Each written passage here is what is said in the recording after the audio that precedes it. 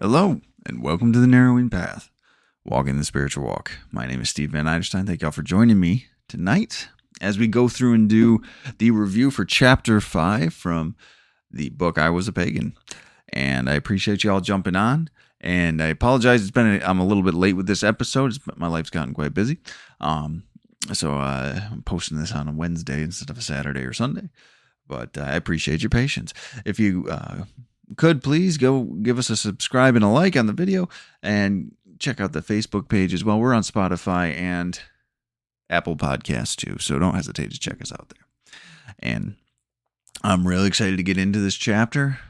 This book is starting to get to the point where it actually has some change, and he talks about the actual change of living differently. So just to recap, we're talking about the book I Was a Pagan by V.C. Kitchen. I think that comes, yeah, let me see it real quick here.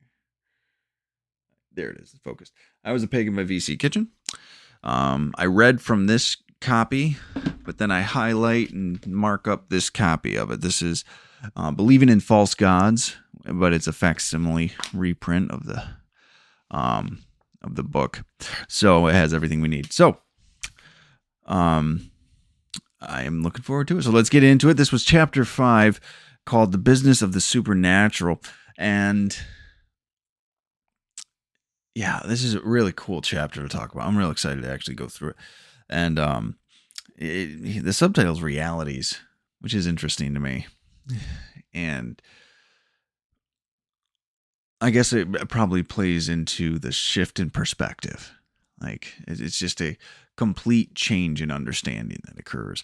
So he starts it off here that he's searching for this spiritual environment that'll spur the spiritual growth, that growth of a soul that he's marching out afterwards, that he believes he needs to actually have a good life, because the way he's been living and the way and where he's been looking for answers hasn't been working. You know, he says this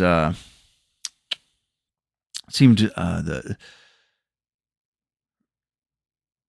the science had promised some future excursion into the spiritual domain, but present results, however thin and shadowy, seemed more inviting than a mere promise of future discovery.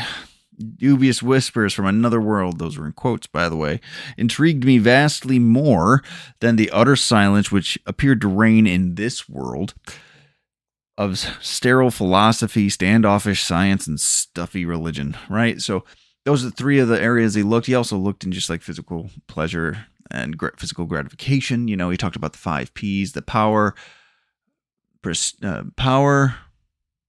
Wow, I can't remember them right now. Power, pleasure, position,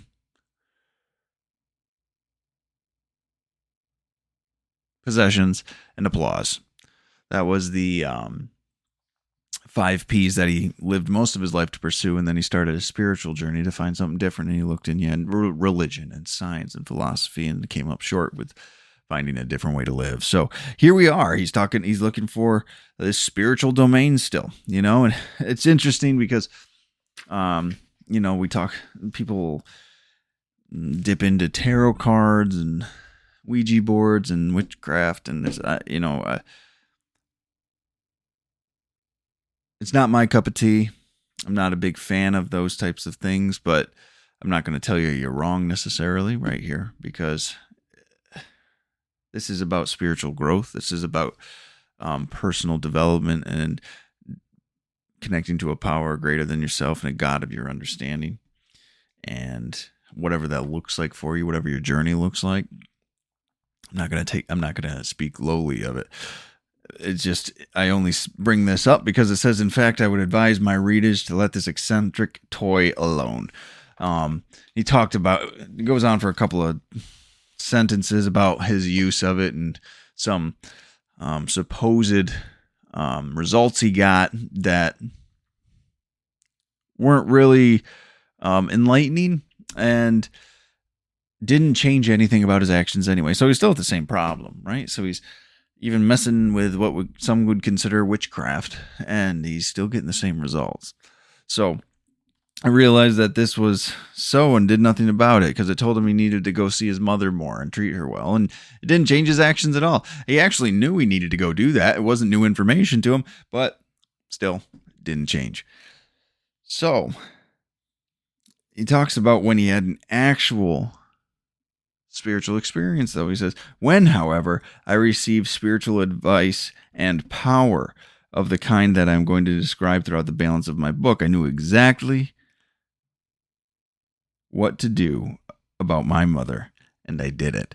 So it's telling you, right? So when he actually made the contact that he needed to make and actually had the experience that he needed to experience, he was then able to take different actions. He was then able to know what the right things to do is and address things properly and have the willingness to actually do them. That's the biggest thing. He had the willingness to change his actions when that happened. So it's given us a little bit of a preview of coming attractions, what the rest of this book is about, the remaining 3/4 of this book, and that's encouraging stuff, and he talks about it here, through God consciousness, through direct personal contact with the third environment, where that third environment is that third level of enlightenment, that third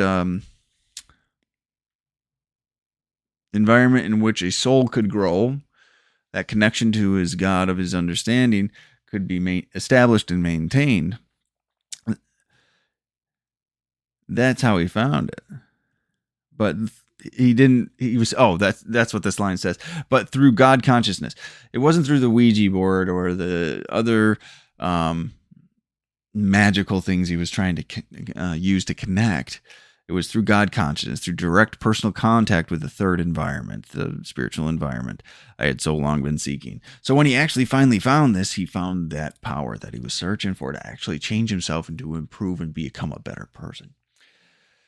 And he says everything that had failed previously, very simple reason, I had been trying to supply all the power myself. And that seems interesting because people are like, well, what other power is there? And that's the problem. If you think it all resides on your own will and your own efforts, and you have to do it all by yourself, and it has to be what you think is right, that self-will will fail. It will. I guess I'll speak from my experience. It failed for me repeatedly.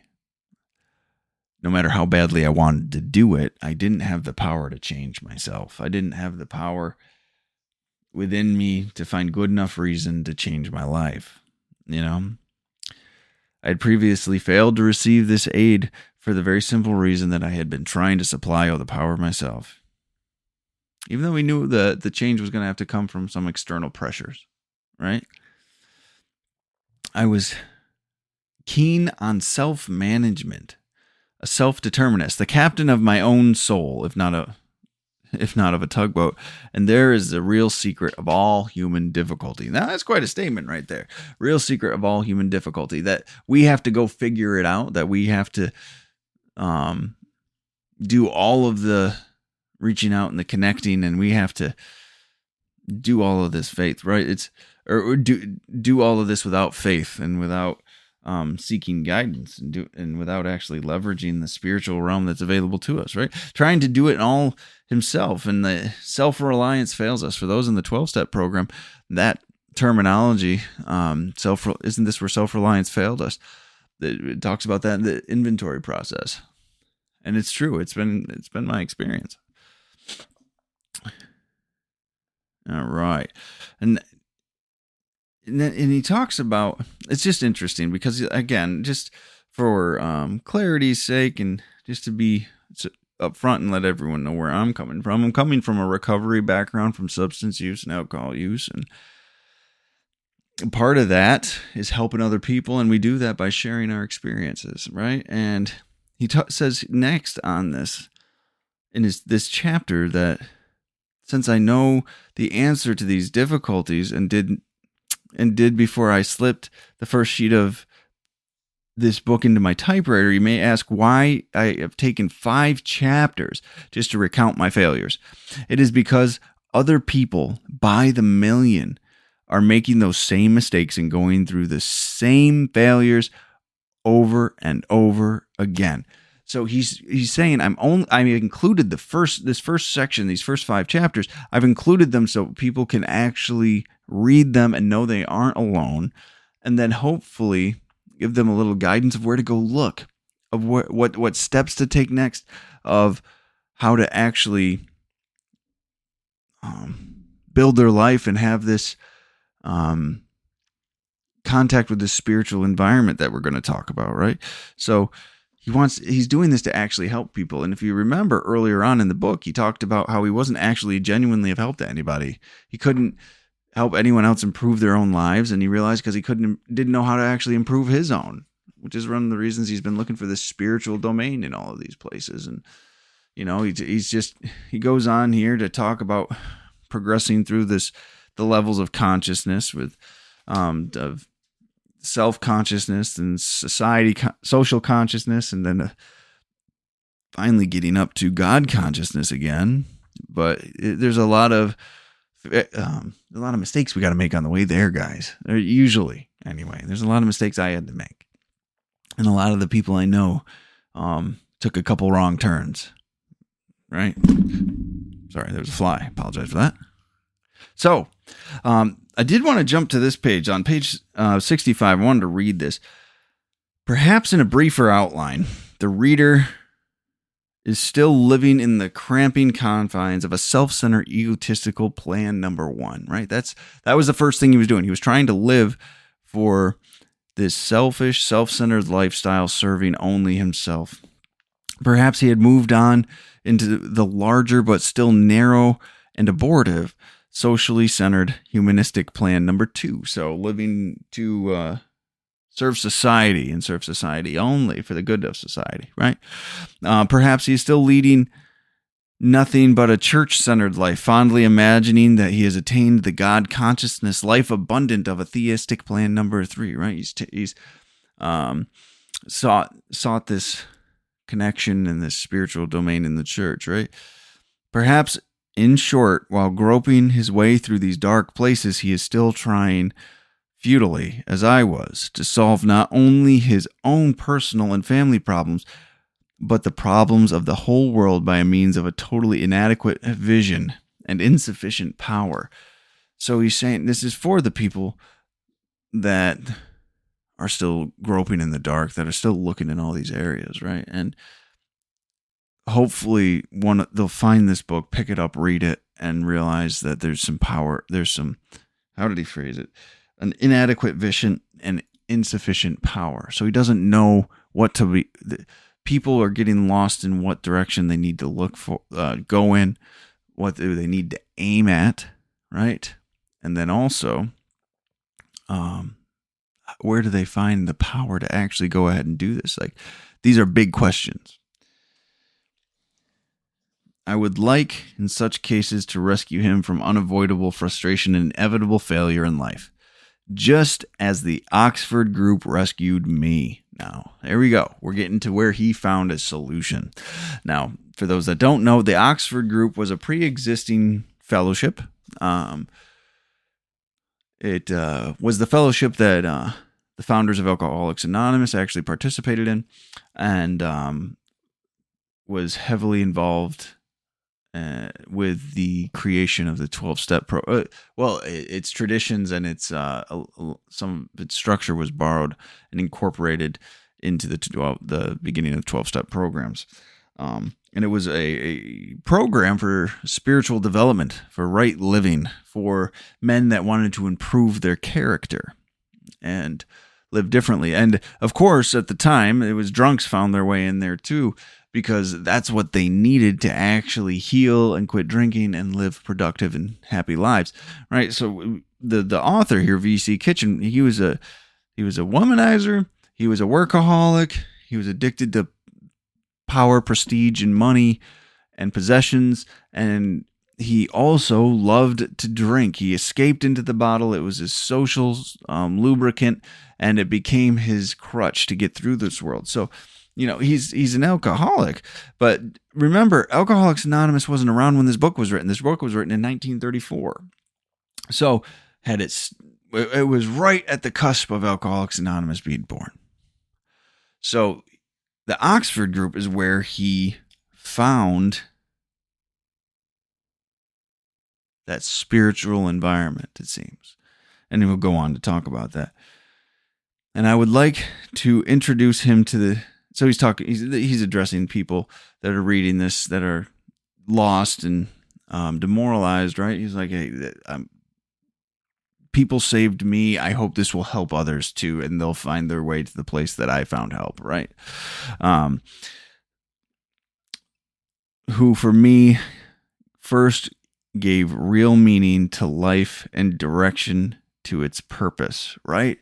So he found a solution, is what is commonly said. He found a solution to that emptiness he felt, that purposelessness he felt, right? That's important. That's a huge claim. There's so many today that would love to have that connection, And the thing is, there's even more availability of societies or groups and clubs and organizations where they could find it, but they don't know where to look, I don't think. And it's pretty amazing. And he talks about how just through this group, he was brought into a God consciousness through how they helped people. And the way they did it, he really praised them here. He says here, God's miracle of changing lives seemed no more unnatural than the many natural or physical phenomena we were accustomed to observe, right? So the way the Oxford group introduced him to connecting with this God of his understanding they made it seem so natural and so easy to facilitate for him, or to show him how, I guess, maybe the better way to do it. It didn't even strike him as odd. It didn't even strike him as something that would stand out in nature as odd, right? So he's begun his journey with that. And then he goes on to this. With this change, but not before, could I see the reason for my former failures. This is important. The phrasing is very important on that. So until he stepped into a new way of looking at things, a new perspective, a new understanding, a new realm of living, right? Because a new reality. Nothing changed, but everything changed for him when he had this. When he finally got this connection to a God of his understanding, right? But he wasn't able to see why he failed beforehand.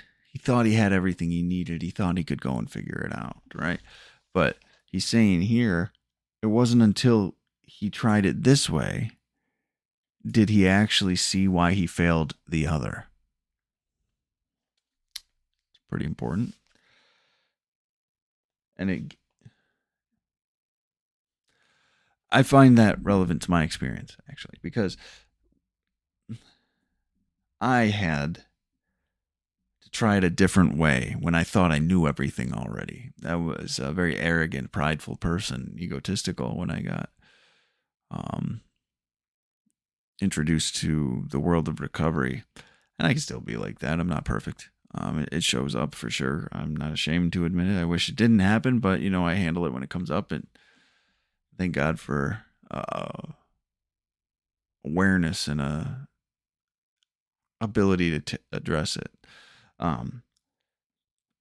But when you believe you can figure it out, you're not open to anything else, right? You close the doors off to any suggestion that you didn't think about, right? So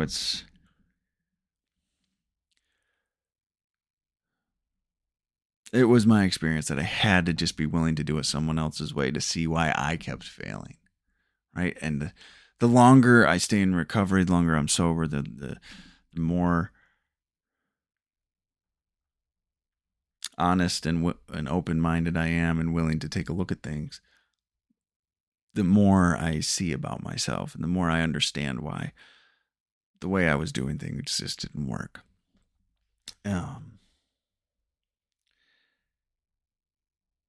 So with this change, but not before, could I see the reason for my former failures. It was as if I had stepped all at once from an ordinary world of three dimensions into a fourth dimensional sphere. Now, I love that line because it's mentioned in recovery literature to the fourth dimension of existence, right? Um,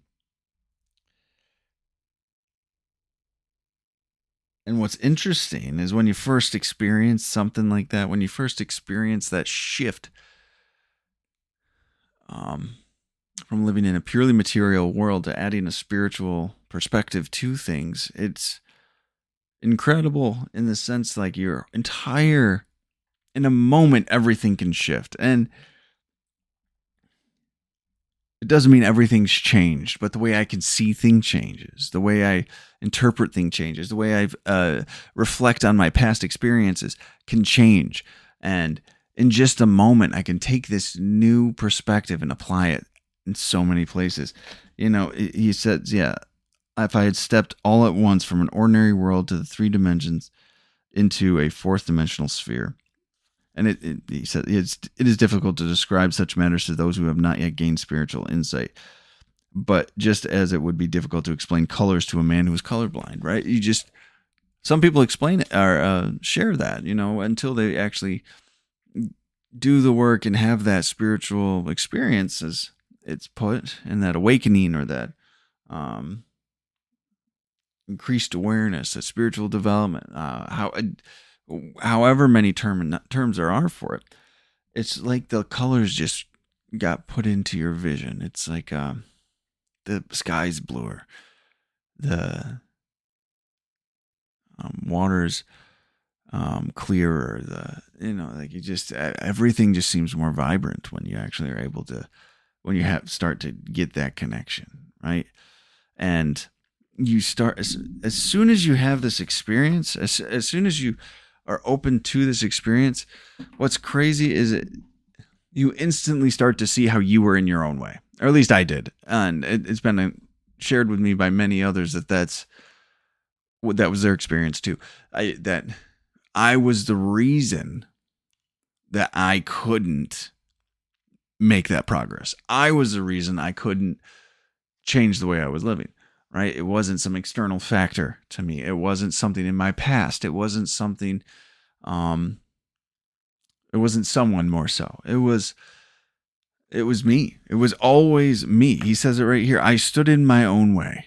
I had suspected, as you may remember, that there might be some supra-sensible kind of spiritual light, just as there were ultraviolet rays of sunlight, an invisible means of knowledge which flow into our minds.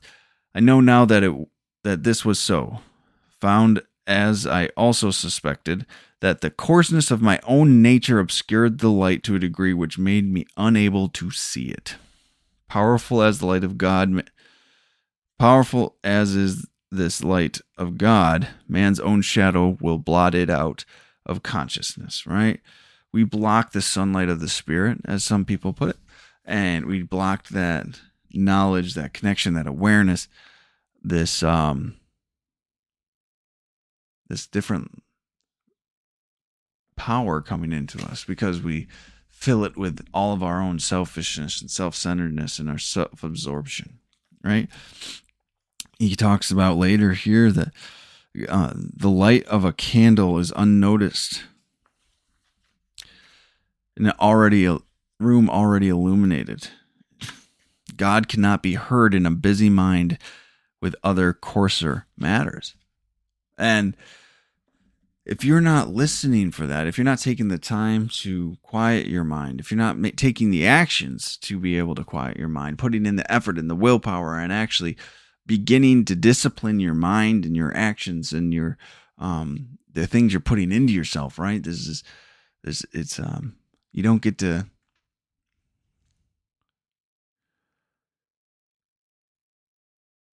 hear those things with all of this mess going on up here, right? He talked about also earlier that everything he did was just self-serving and he became even more selfish and self-absorbed, and he just continued to not make space for God. I do believe it's been my experience that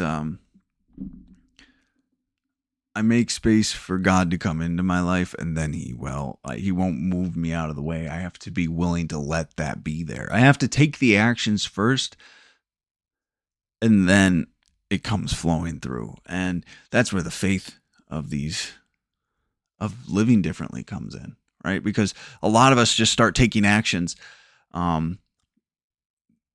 that lead us down a spiritual lifestyle, and then this power from a God or an energy or whatever you want to call it, whatever is your practice, comes flowing in through us, into us, to be shared with the rest of the world, and we didn't know it was even available to us. It's incredible.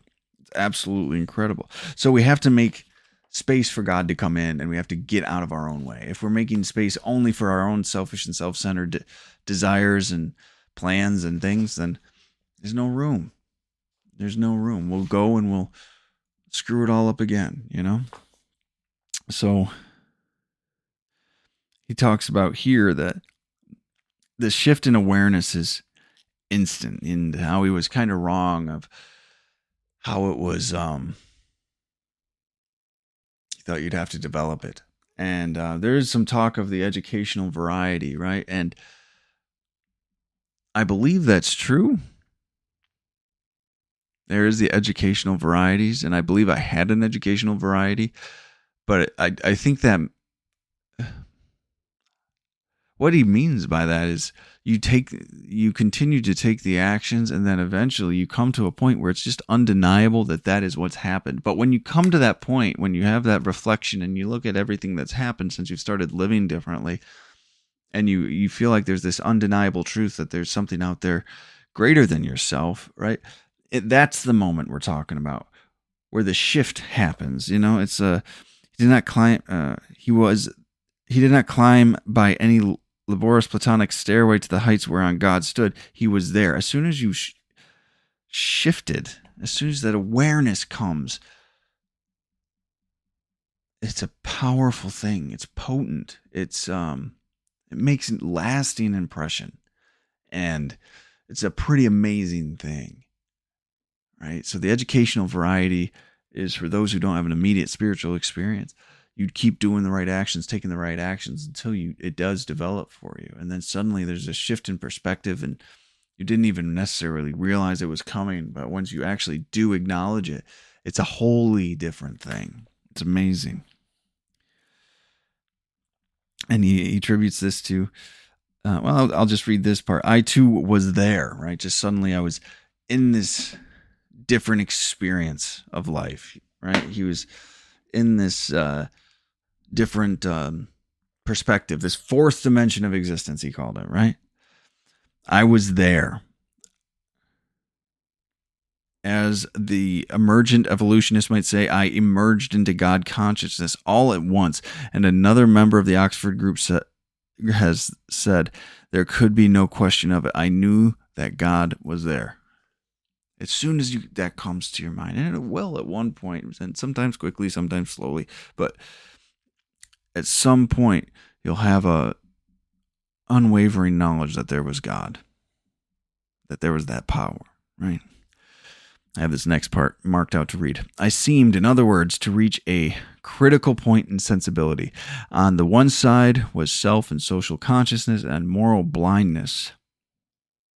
On the other side stood God consciousness and moral vision. We're talking about morality here. We're talking about living right. We're talking about living by principle, right? And that aligning with this God consciousness. And I passed from one to the other as suddenly and definitely as water brought to the critical point passes into steam. Even the steps which lead up to this leap do not seem to be evolutionary or progressive steps in the usual sense of the word. Evolution commonly denotes a process of organization, of accreditation, and building up. It is a filling up with new and additional things brought together and organized in mind and body. Right? So it just, like I said, it just happens. It happens in an instant, a moment of realization, clarity, and reflection.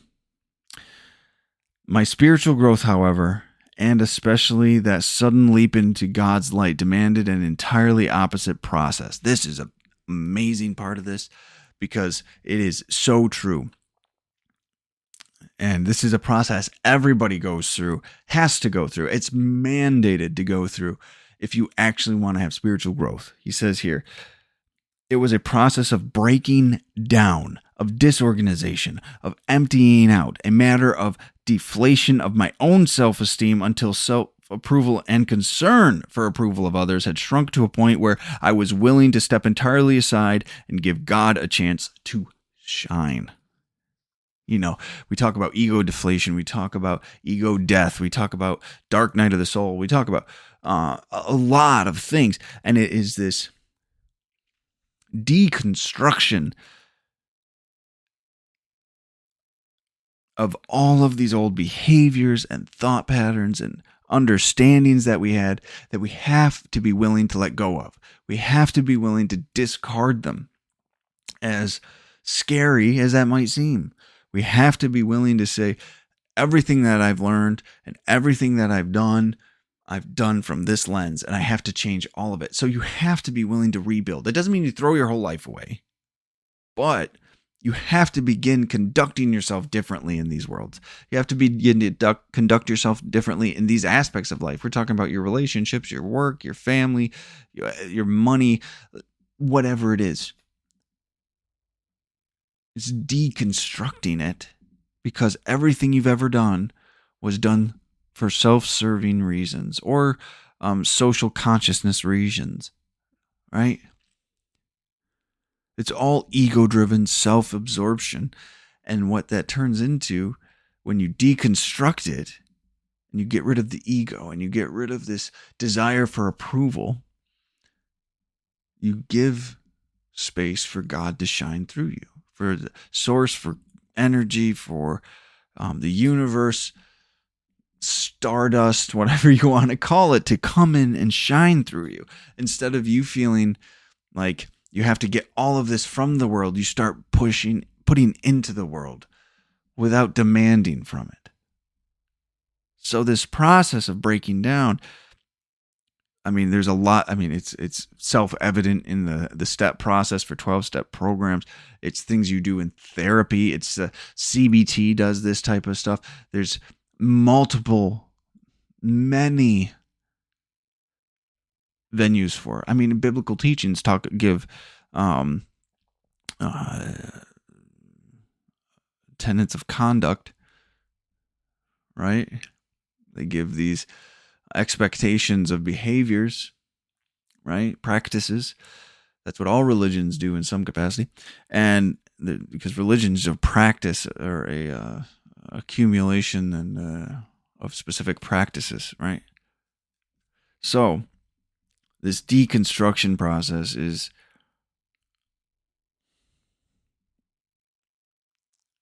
it's especially when you're learning, it can be difficult and it can be frustrating and you can be it's trying, it's testing. But after you start getting in the habit of doing it, after you start actually taking a look at these things, actually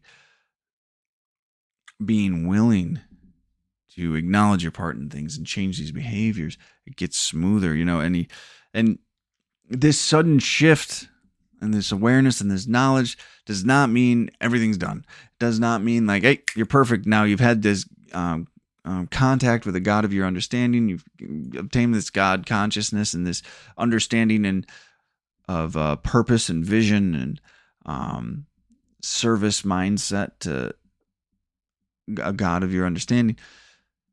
When you get all that, you become willing to do this deconstruction process and to rebuild. But it doesn't happen overnight, right? I do not mean that with this sudden emergence I became perfect in character, nor that I rose to any real height of spiritual understanding, right? It's a base level. We come into this fresh and new. This is new perspective. This is new understanding. But it's the awareness that it is there that's important. Because as soon as we know it's there, we take action on it. And we hopefully will take action on it. Anyone that has a true spiritual experience, I don't know how they couldn't, right? But it's a process. That's what I'm saying. It's an involved process because many of us don't even realize how deeply we have to change our perspective and how deep rooted our selfishness and self-centeredness goes. So it's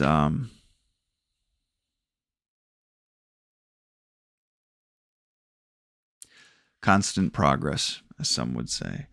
And I like how he goes into this and he talks about a woman who's made like an inventory for her husband and all the things he hates, the things he cannot stand, and the things he likes, and all of them are selfish and self-centered. Like they're all just about him. They're all about how he wants to just do what he wants, when he wants, whenever he wants, and with whoever he wants. And he doesn't want them imposing on himself, and he doesn't like stupid people, and he doesn't like that. It's like it's ridiculous. It's all selfish and self-centered. And I just want to read this. This man is so vividly conscious of these likes, aversions, and dislikes that he literally cannot become conscious of any outside attitude. They make so much noise within him that he cannot hear any other voice. Right? If his wife, for instance, should resent his attention to other ladies, because that was one of the things he liked, he cannot possibly grasp that point of view. We become so self-obsessed with our own preferences and our own fears and insecurities and likes and dislikes and what we think is right and blah, blah, blah, that we can't even hear the opinions of others. We can't even consider someone else's perspective. We can't even conceptualize that there's someone even outside of ourselves, right? And this just rings true in my mind for what we're currently going through. I feel like there's so many selfish and self-absorbed people in this world that are demanding the world cater to them instead of growing with the world. And they become self-absorbed and blind to anyone else. And it's a little scary to me. And but we'll go on here. And he says, when you read through this book and you get these examples, maybe I should read them. But he says, this crass form, moreover, is by no means the only form of selfishness.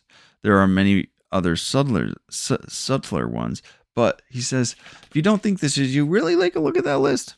Really take a look at the list of likes and dislikes and what was the other part? Likes, dislikes, and he hates, I think, right? He cannot stand. He hates, he cannot stand, he likes. Those are the three categorizations, right? Take a look at those. Be real honest with yourself and ask yourself, do I have any of those, right? You might be surprised, unfortunately. See what you can actually relate to. Because if you can relate to them, you might need to start having a little bit of a God consciousness in your life. So you've got to continue to do the work, right? And he talks about here, I love that he brought this up actually, on this page 72, this liking to be nice to other people so that they will like you may be an unconscious form of selfishness, but it is selfishness nevertheless, and a form of selfishness which lets the other fellow down far more than one would a blunt assertion of indifference. That's codependency.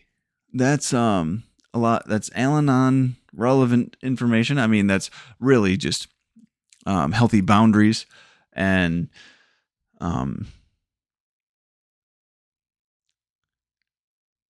genuine relationships with people, right? Because if you just want people to like you, if you only act in a way so people will like you so you can get what you want out of them, it's completely selfish and self-serving. Even if it's not a physical thing that you're getting out of them. If you're only getting approval or attention or just a lack of, or avoidance of conflict, even, right? Like, you're still being disingenuous for self-serving reasons, right? And it's beautiful that he brought this up, because it's so important to understand that is selfishness and self-centeredness, right?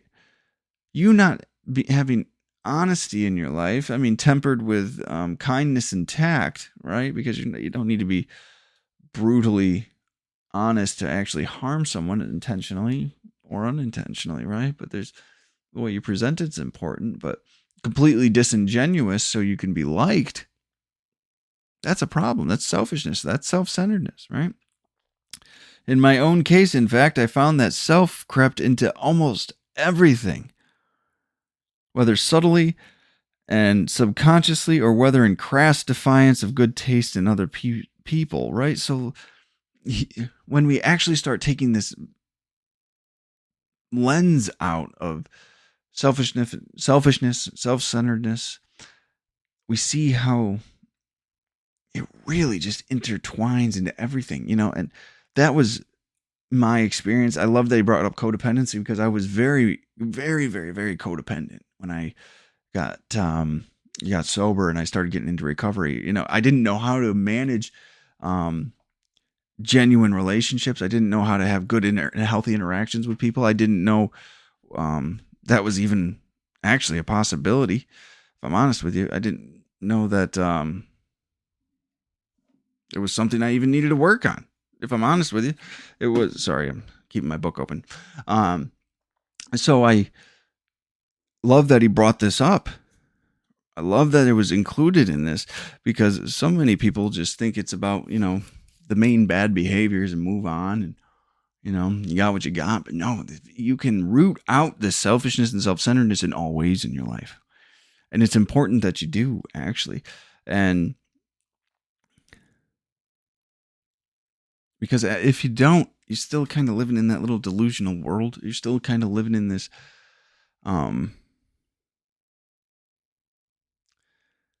egocentric, all about me type of life.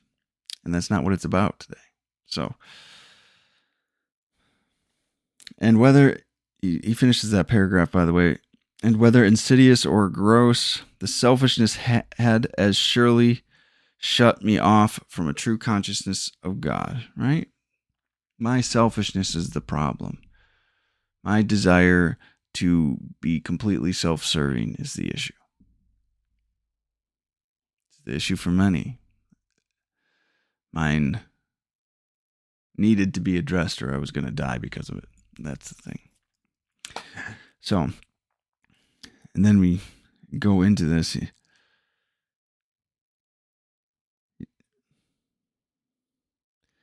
Okay. And this part is something I marked as still relevant for today, extremely relevant, actually. So I'll read this. He's quoting a reverend here. When, as Reverend Dr. Bernard Iddings Bell has said, the moral endeavor slackens, then an epoch ends. A civilization goes to pieces, and men, subsiding once more to levels essentially animal, carry out their task of mutual self-destruction. Moral endeavor slackens, I know, as soon as self-interest quickens, and that, I think, is what has brought the modern world into the sorriest plight it has ever known. Now, regardless of what side you're on in politics or anything like that, everyone, I believe, can get behind this. Everyone sees this today. Moral endeavor slackens, I know, as soon as self-interest quickens. And that, I think, is what has brought the modern world into its sorriest plight as ever known. Its sorriest plight. He was talking about this 90 years ago. He said it was the worst it's ever been. Well, I can tell you we have just become more and more self-absorbed since this time. It has not gotten better. And we've just continually fed our egos and selfishness. And now this is where we end up again. In conflict, in internally and externally, mental health crises, drug crises, right? There's so many manifestations of spiritual sickness that are happening, and a disconnection from God that are occurring. It's almost not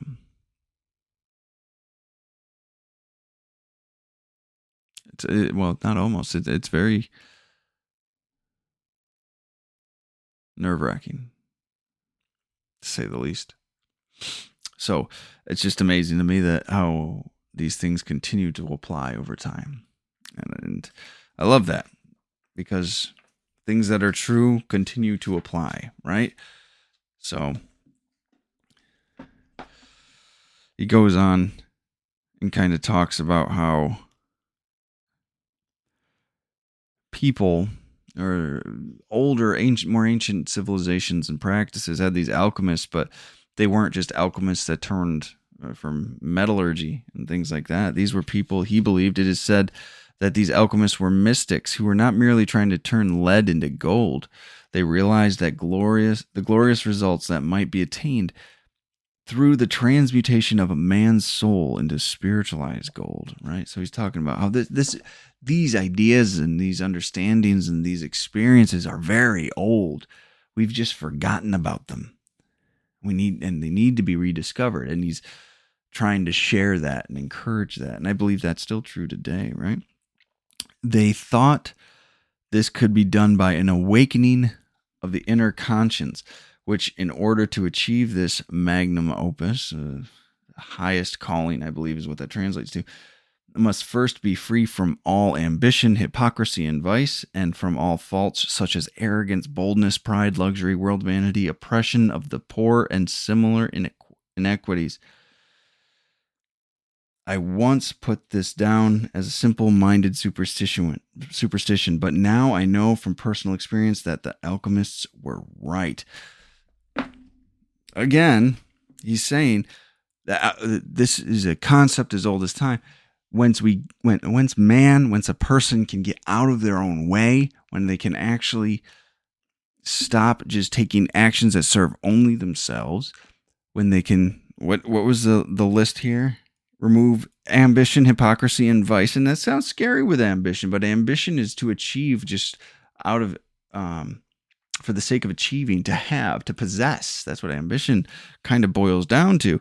So ambition, hypocrisy, and vice, so drinking, drugging, gambling, relationships, sex, pornography, whatever vice you might have, food is another big one. And get rid of those things, right? Those need to be gotten rid of, as well as the character qualities of arrogance, boldness, pride, luxury, world vanity, oppression of the poor, and similar inequalities, right? Like, you have to get rid of these, what we would call sin in many religions, defects of character, moral failings, however you want to say it.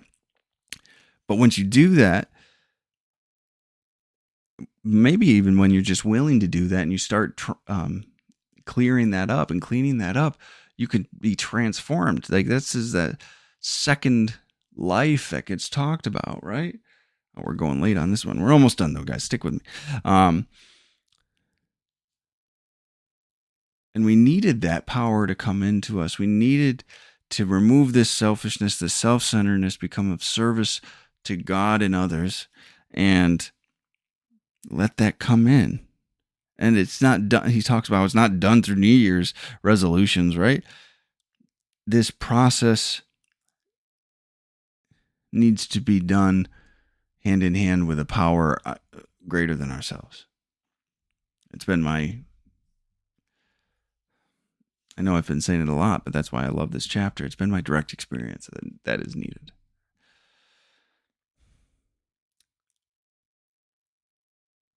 I had put God first in theory, yet still continued to mean well and do badly. We had a chapter about that, remember? Like, we wanted to help people, or the author wanted to help people and be positive impact, but he just couldn't manage to do it. That was because I was still trying to run my own life. We talk about being the director. We talk about having control issues, having trust issues, having all of these issues, right? It's because I'm trying to direct the entire thing. I'm trying to make it exactly what I believe it should be. Why do I think I know this? Why do I think I know better or have a better plan than anyone else? How arrogant of me. How prideful I am, right? I had not put him, capital H, him, first in living, but had kept my self-love uppermost and had built my scheme of things quite upside down. Yeah, God's great. Love God. We're going to do all this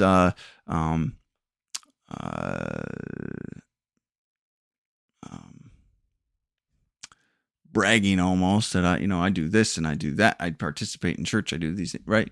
But my love for myself is going to be number one. And I think it's so important that he said right here, I had not put him first in living, but had kept my self-love uppermost and had built my scheme of things quite upside down.